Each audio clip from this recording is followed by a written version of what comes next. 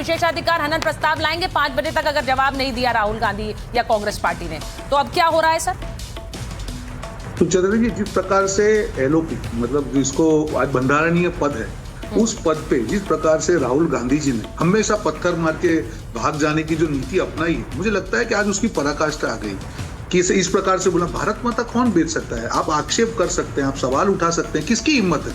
किसी की हिम्मत नहीं कि भारत माता को बेच दिया है। ये कोई शब्द है संसद में यूज करने की? ये कोई इंस्टाग्राम की रील नहीं कि आपको ताली बजवाने के लिए या आपको फॉलोअर बढ़ाने के लिए, लाइक्स लाने के लिए आपने भाषण दे दिया। ये संसद है, लोकतंत्र का मंदिर है, आपको अपनी बात को सब्सटेंशिएट करना पड़ेगा। और सुचात्रे जी, मैं जब भी कुछ डिबेट करता हूँ, स्टडी के साथ करता हूँ। इन्होंने कहा कि हम लोग दबाव में आए।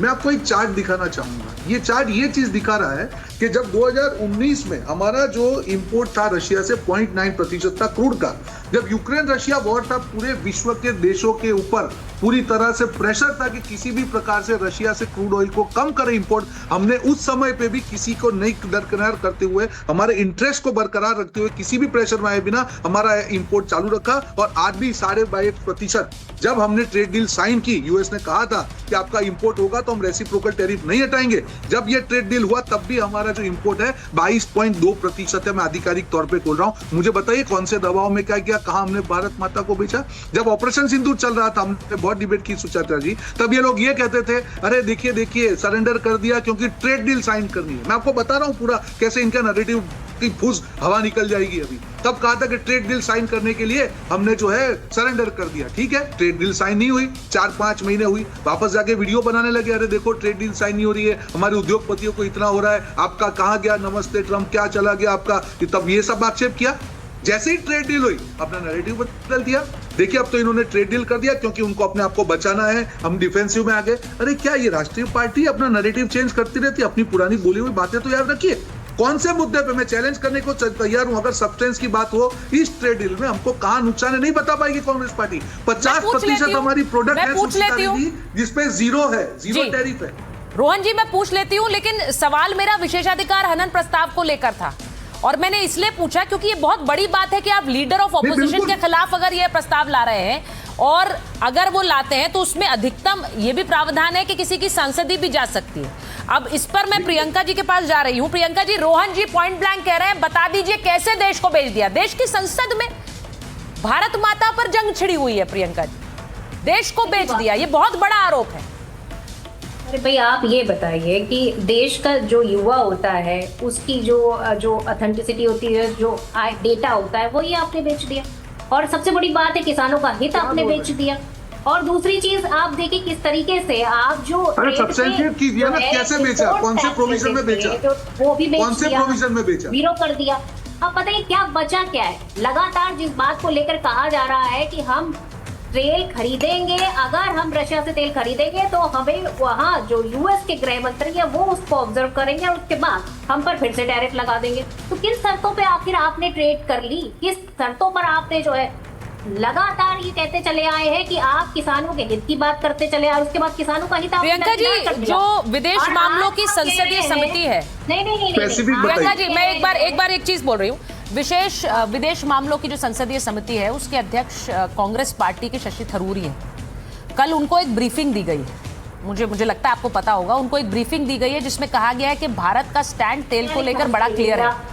भारत का स्टैंड तेल को लेकर बड़ा क्लियर है, जहां से कच्चा सस्ता तेल हमें मिलेगा हम वहां से खरीदेंगे।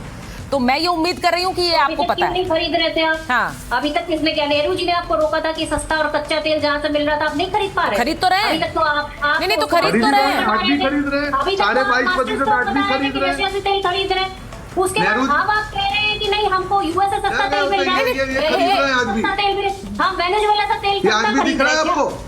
22.2%। अरे भाई आप आज की डेट में से जो तेल खरीद रहे हैं वो सस्ता आज हो रहा है 22.5%। हम ये डिसाइड जब हमने करेंगे कि ट्रेड हम साइन किससे किए और तेल रेसिप्रोकल खरीदेंगे, टैरिफ बता दिया, डिसाइड करेंगे हम डरते किससे नहीं तेल है। खरीदेंगे। ये डरने वाला और भारत नहीं, हरदीप झुकने वाला पुरी जी, भारत नहीं है, ये आंख में आंख डाल के बात करने वाला भारत है। इस पे बताइए। अच्छा अब एक सेकंड देखिए, डिसाइड करेगा या अमेरिका डिसाइड देखिए करेगा? मैंने प्रियंका जी जो डिटेल दी वो इसीलिए दी क्योंकि ये भारत ही डिसाइड करेगा और ना ही भारत ये अलाउ करेगा कि कोई भी सरकार हो वो भारत के हितों के खिलाफ कोई फैसला ले। इस बात को तो मुझे लगता है बड़ा स्पष्टता से मुझे कहना चाहिए बतौर एक नागरिक।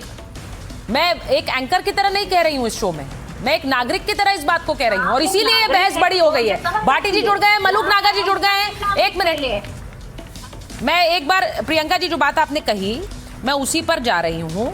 कल जो कई बातें कही गई, भाटी जी अगर आप मुझे सुन पा रहे हैं, मलूक जी अगर आप मुझे सुन पा रहे हैं, किसानों का हित यही बात है जिसको लेकर आज राहुल गांधी ने संसद में कहा हमारा देश बेच दिया है, भारत माता को बेच दिया।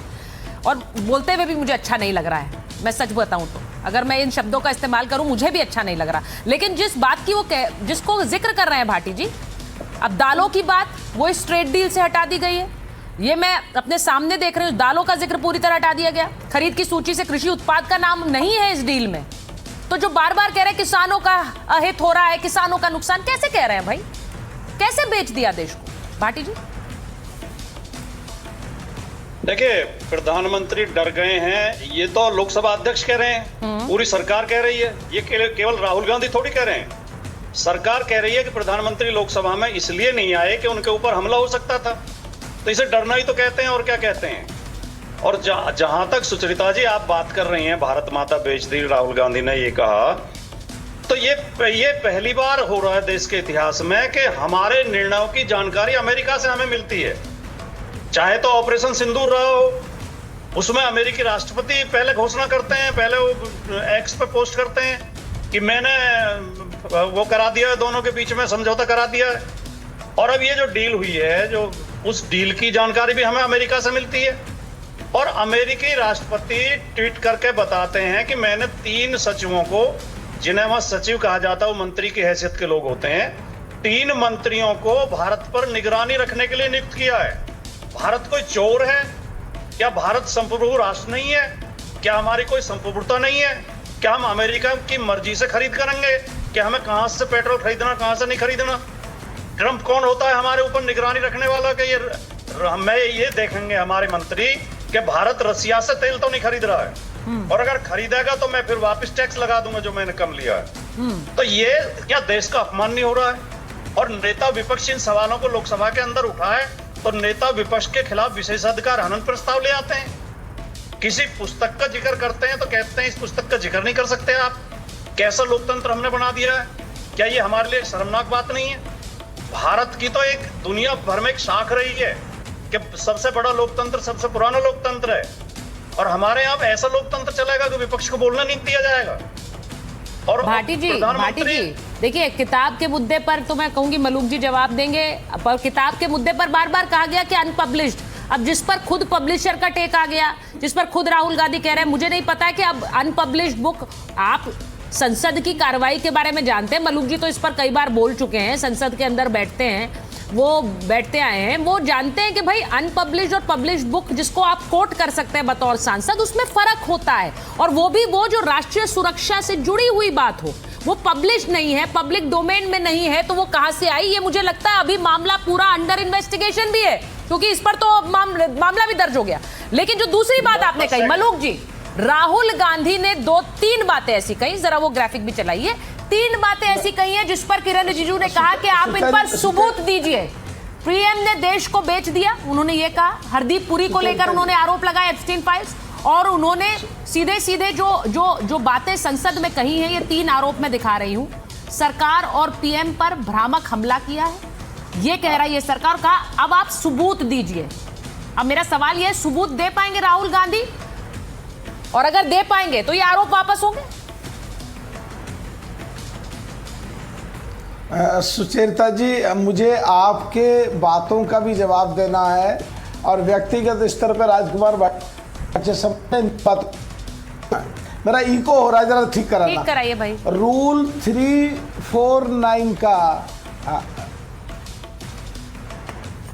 उल्लंघन किया और जबरदस्ती किताब का पढ़ने के अंश को कोशिश करी, जो भारत देश के संविधान के अनुसार भारत देश के संसद के सभापति के द्वारा रूल बुक बनाई गई है उसका, और हंगामा करा। 2-3 दिन पार्लियामेंट नहीं चलने दी, हम लोगों की गाढ़ी कमाई का पैसा टैक्स पेयर का वेस्ट करा, और आज भी रूल 369 का उल्लंघन करा, और अध्यक्ष महोदय के बार बार रोकने के बाद बीच बीच में गलत शब्दों का प्रयोग करते रहे और जो अधिकार होता है सभापति का उसका उल्लंघन करते रहे। इसके बाद अब आपकी बात का जवाब कि उन्होंने देश की गरिमा का बहुत नुकसान पहुंचाया, गरिमा गिराई, पूरे वर्ल्ड में देश की कहो तो नाक कटाई कि भारत देश बेच दिया, भारत माता बेच दी। अगर भारत माता बेचती तो किस कांग्रेसी के अकाउंट में पैसा गया? अगर भारत देश बेच दिया तो किस किस ने पैसा लिया? अरे किसानों की बात करते हैं, किसानों की बात राहुल गांधी को पता नहीं है मूंगफली पेड़ के ऊपर लगती है या नीचे लगती है। और पुरी साहब इतने बुजुर्ग और इतने सम्मानित व्यक्ति हैं, उनको एक्सट्रीम फाइल में नाम है उनका। उनके बेटे, उनके पोते, उनकी पोती, उनकी देवती की नजरों के सामने उनके चरित्र पे आंचल लगाने की कोशिश करी। अब विशेषाधिकार समिति में उनका नोटिस दिया जाएगा, जिसमें नोटिस में आके उन्हें सफाई देनी पड़ेगी, तथ्य देने पड़ेंगे, एविडेंस देने पड़ेंगे। अगर नहीं दे पाए तो सरकार पड़ेगी। मलूक जी देखिए विपक्ष का काम है वो आरोप। एक सेकंड। और अगर मानहानि के केस की तरह अपने तथ्यों को नहीं रख पाए, जिनमें उनको सजा हुई, उनकी सदस्यता गई, तो उसके जैसी स्थिति झेलनी पड़ेगी। जी आप पूछिए। मलूक जी, मुझे ऐसा लगता है भाटी जी सही बात कह रहे हैं जब वो कह रहे हैं कि भाई क्या लीडर ऑफ ऑपोजिशन को ये अधिकार नहीं है कि वो सवाल पूछ सकता है, वो सवाल उठा सकता है। आप कह रहे हैं कि हरदीप सिंह पुरी पर क्यों आरोप लगाए?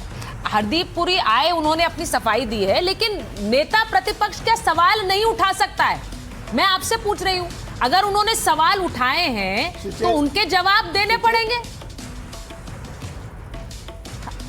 पंकज जी, सुचेरिता जी, सवाल तो जरूर उठाने चाहिए, सवाल तो जरूर उठाने चाहिए, पर ये हारते हुए लगातार 4 बार के मुख्यमंत्री बैक टू बैक, 3 बार के लगातार बैक टू बैक प्रधानमंत्री से इतने डर गए, इतने टूट गए, इतने बिखर गए और ऐसे प्रश्न पूछने लगे थे। पाकिस्तान हिंदुस्तान के समय में भी जो पाकिस्तान के फेरों में जाए, हिंदुस्तान के खिलाफ जाए, इन्हें प्रश्न तो पूछने चाहिए, पर मर्यादाओं का ध्यान रखना चाहिए। प्रश्न तो पूछने चाहिए पर रूल बुक को फॉलो देखिए मर्यादा तो इस संसद में मुझे छिन्न होती नजर आती है। को पता भी है क्या होती है। हाँ। सुचेरिता जी, मैं तो सिर्फ इतना पूछना चाहती हूँ कि हरदीप पुरी बैठ के तो आप ही हमें हरदीप पुरी जी तो क्या कर रहे हैं? सवाल तो पूछने चाहिए। उन्होंने खुद कहा, देखिए ये बात बड़ी कही है। मलूक जी ने क्या कहा है? पंकज जी, प्रियंका जी मैं आ रही हूँ, एक बार जरा मैं एक शुरुआत में अपने बाकी मेहमानों से कमेंट करें। प्रियंका जी एक मिनट, पंकज जी से मुझे जानना है, पूछना है, उसके बाद मैं आ रही हूँ आपके पास। समीर जी भी वेट कर रहे हैं, मैं आ रही हूँ। मैं मलूक जी ने एक बड़ी इंटरेस्टिंग बात कही है, उन्होंने कहा मर्यादा का उल्लंघन अगर शो पर होगा तो आप हमें स्क्रीन से हटा देंगी। तो मर्यादा का उल्लंघन करते हुए इस तरह की बातें क्यों की जाती है? भारत माता को बेच दिया पंकज जी, ये इन शब्दों की जरूरत, इनकी ये संसद में बातें कही जाएंगी, भारत माता को बेच दिया, यू सोल्ड हर मदर।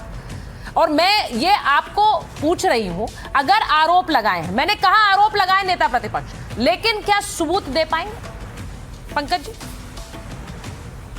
देखिए, देश बेच दिया ये एक मुहावरे की भाषा है।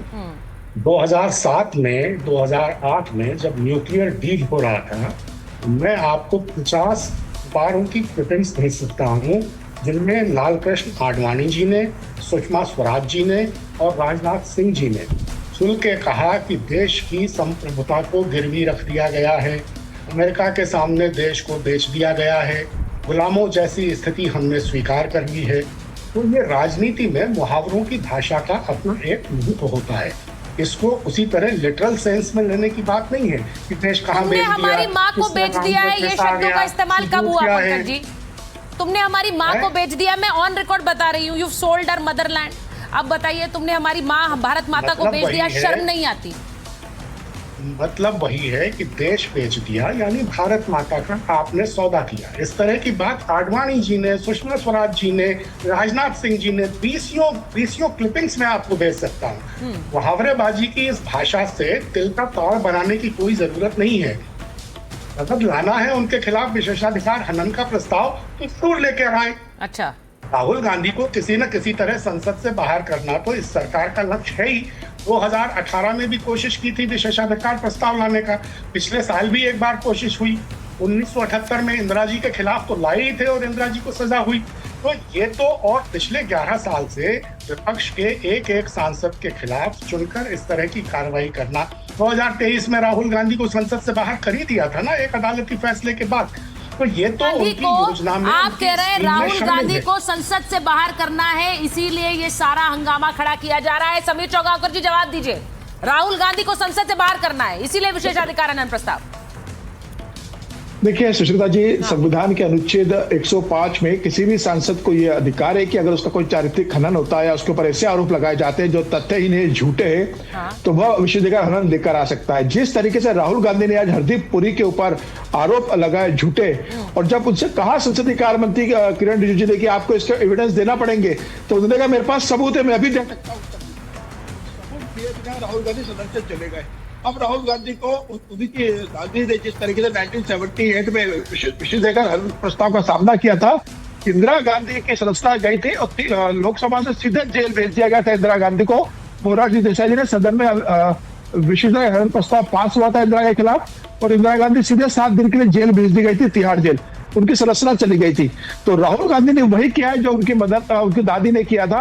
आज राहुल गांधी स्टेज पर खड़े हैं कि अगर लोकसभा में विशेष हनन प्रस्ताव पास होता है तो स्पीकर उन्हें जेल भेज सकते हैं, स्पीकर उनकी सदस्यता रद्द कर सकते हैं, स्पीकर उन्हें सदन से निष्कासित कर सकते हैं, या स्पीकर उन्हें चेतावनी देकर छोड़ सकते हैं। अब ये तय होगा कि राहुल गांधी के साथ स्पीकर क्या करता है। उनका जो गुनाह इतना गंभीर है, उसके बाद हरदीप पुरी ने जो पत्रकार प्रेस ब्रीफिंग ली है बीजेपी मुख्यालय में, और उन्होंने बताया कि भाई मैं इंटरनेशनल पीस इंस्टीट्यूट के माध्यम के थ्रू में मिला था 3 से 4 बार, और ये पूरी मुलाकात हुई थी, ये पूरी व्यावसायिक थी, कमर्शियल मीटिंग थी।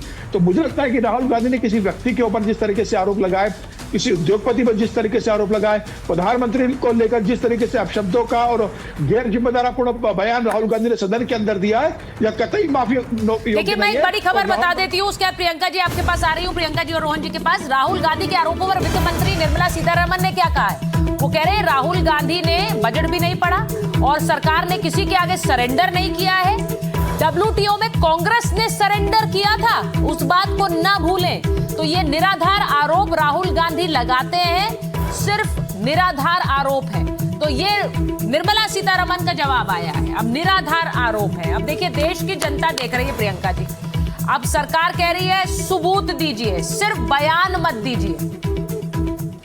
मैं तो सीधे पूछना चाहती हूँ, 2008 में एप्स्टीन जो है वो सेक्सुअली कन्विक्टेड था, अंडर एज लड़कियों के साथ सेक्स ट्रैफिकिंग चलाता था, जेल जा चुका था। फिर 2014 में हरदीप पुरी जी उससे कौन सी ट्रेड डील कर रहे थे, कौन सा उससे कमर्शियल ट्रेड कर रहे थे?